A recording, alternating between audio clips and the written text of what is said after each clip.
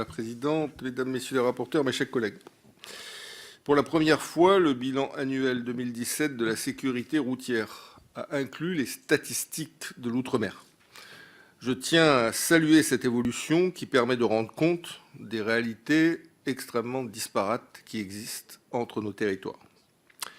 À ce titre, je me permets également de rappeler la situation désastreuse de la Nouvelle-Calédonie. 29 morts pour 100 000 habitants. 29 morts pour 100 000 habitants contre 7 sur 100 000 en métropole. Un nombre de tués donc 4 fois supérieur à la moyenne nationale. Notre île détient ainsi un triste record, probablement l'un des taux de mortalité par accident de la circulation les plus élevés au monde.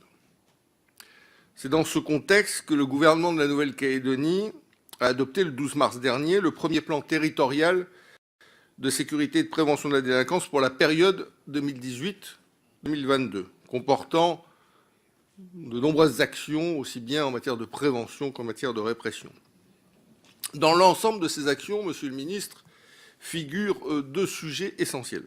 D'une part, la mise en place d'un réseau de radars routiers, et d'autre part, la mise en place d'un système de suivi et de gestion des infractions.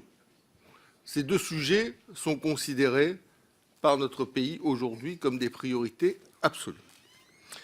Savez-vous, Monsieur le Ministre, le nombre de radars qui existent dans notre île pour 6 000 km de route?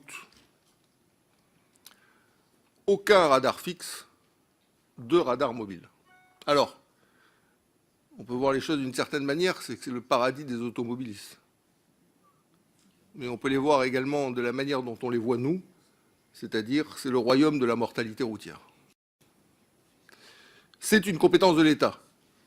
Il nous semble donc indispensable qu'un audit soit engagé sur les actions que nous devons mettre en œuvre, que l'État doit mettre en œuvre, afin qu'on dispose sur notre territoire d'un véritable réseau de radars fixes. Enfin, et j'en terminerai par là, je vous prie de m'excuser pour la longueur de mon propos, nous ne disposons pas non plus, ce qui est un élément essentiel, d'un réseau automatisé de contravention, à l'instar de ce qui existe en métropole depuis 2003. Donc là aussi, il nous semble indispensable que l'État accomplisse la mission qui relève de sa compétence. Merci Madame la Présidente.